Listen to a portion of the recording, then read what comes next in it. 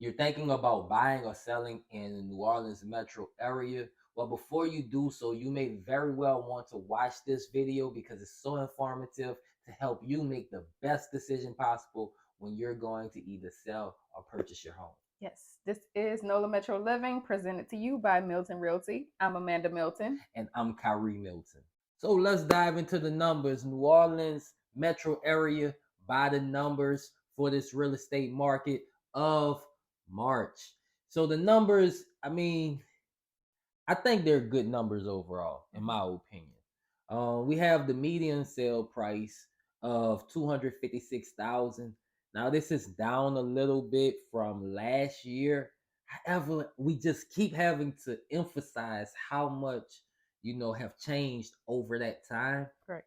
What we saw last year around this time was interest rates started to tick up. So, in between that time, we was coming off of that high that we was on in 2021. Right. So the market was beautiful. The interest rates was super low. So we still had, all of those homes that was under contract already, right? But it's down 5.2%, Yes. right? But however, the average sale price, even though that's down 7%, is still pretty high, which is $312,000, almost $313,000 if you like to round your numbers off.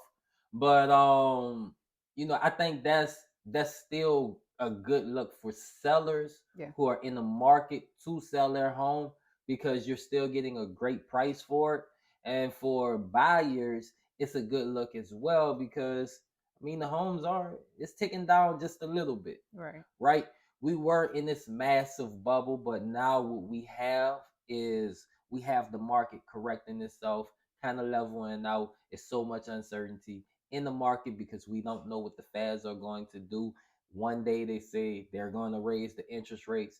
The next day, a bank closed down, right? But nevertheless, I think these are good numbers on the sales price. Yep. So I'll take it to the new listings. The number of new listings in the New Orleans metro area, that number is at 2,004 for the month of March, and that is slightly down as well, down 6% from last year's numbers. And then, of course, just everything ties back together as far as the new listings, being that the interest rates have gone up. That kind of put the idea in sellers, well, homeowners' minds that it may be hard for them to go try to find somewhere else to purchase. So a lot of them are just hanging tight and holding on to where they are unless they have a really good plan that doesn't require them getting into a higher interest rate than where they are now. So I believe, in my opinion, I believe that's partly, the reason why that number of listings is down as well. Something else is to add to exactly what you said because I 100% agree with it is the baby boomers. They're controlling all of the inventory. And because they're sitting on so much equity, they're not looking to sell their home. True. I just read an article that says, when the baby boomers are moving on to the afterlife, unfortunately, right? That's going to be the most massive transition of wealth that we have ever seen.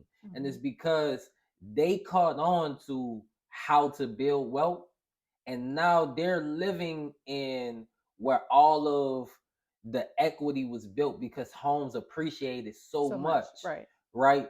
So it only makes sense for them to pass that home on to their kids, right? Pass it on to the next generation so that they can step into the exact same situation that their parents are leaving out of. And it makes sense.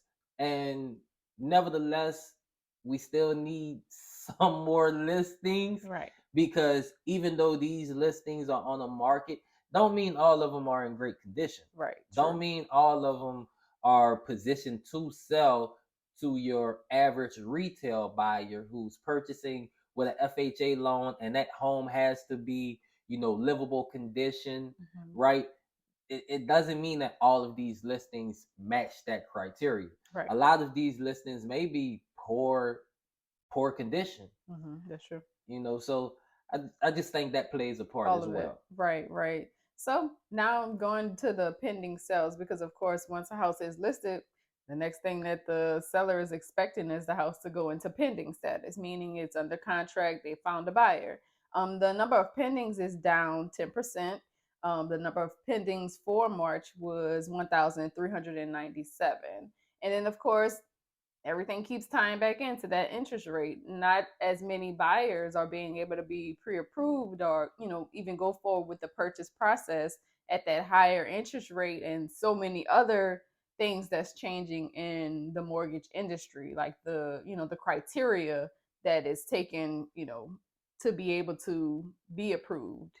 So that number is down, of course, because of a number of different factors too. Right. And which that's the pending. So pending pretty much means that these homes are under contract to close.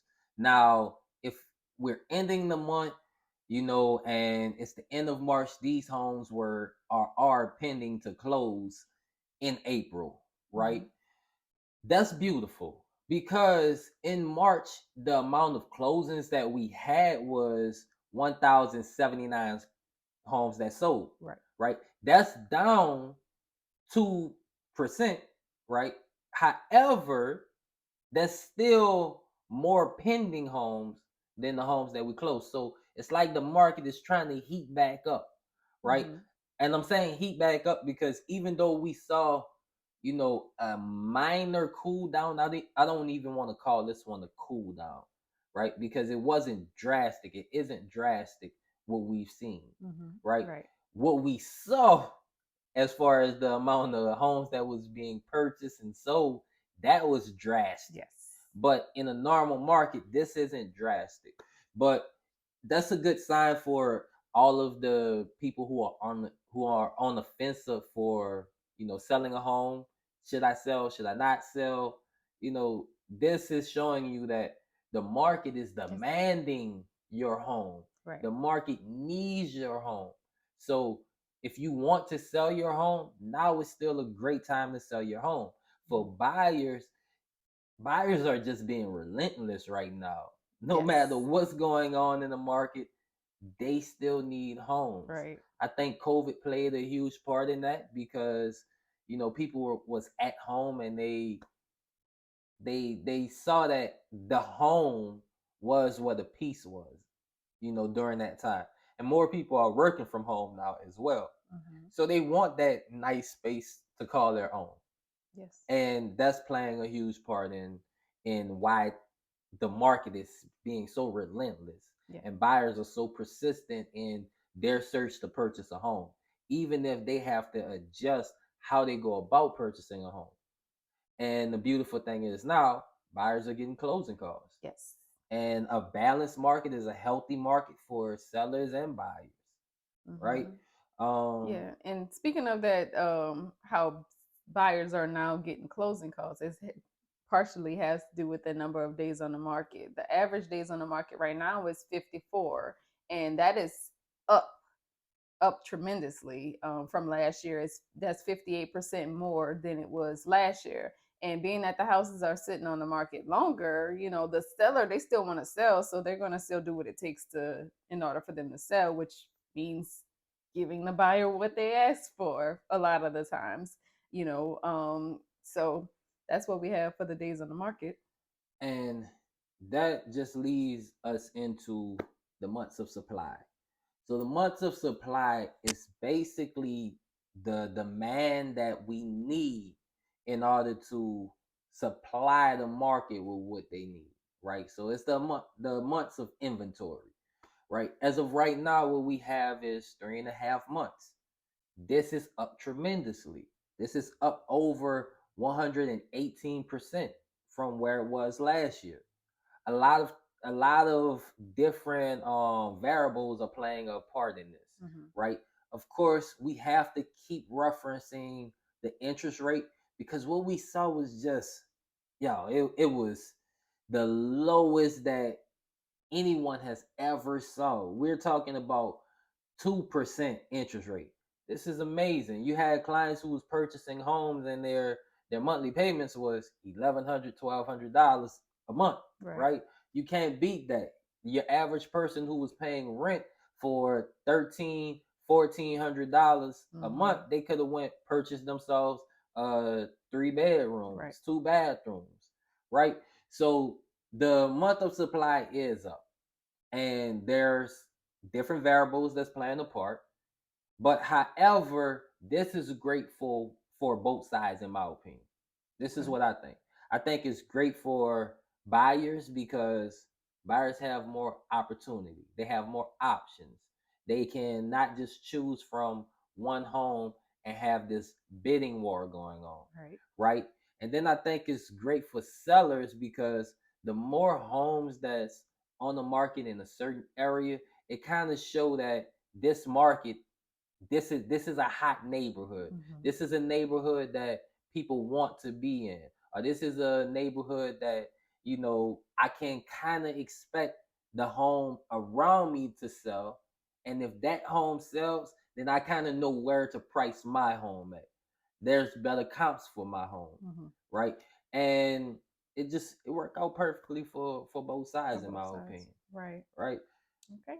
Well, that was your monthly market update for the New Orleans metro area for the month of March. Correct, correct.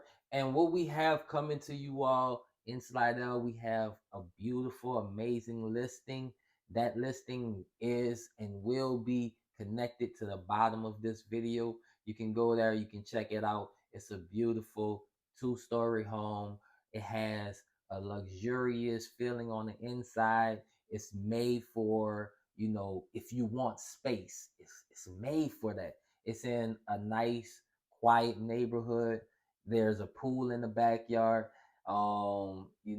There's a hot tub as well. You have ample amount of space in the backyard. So if you wanted to go ahead and barbecue, summertime is here, summertime's coming. If you want to go barbecue, boil, whatever you want to do, this home is made to entertain, Right. right? It is. But these are your numbers once again for the New Orleans metro area.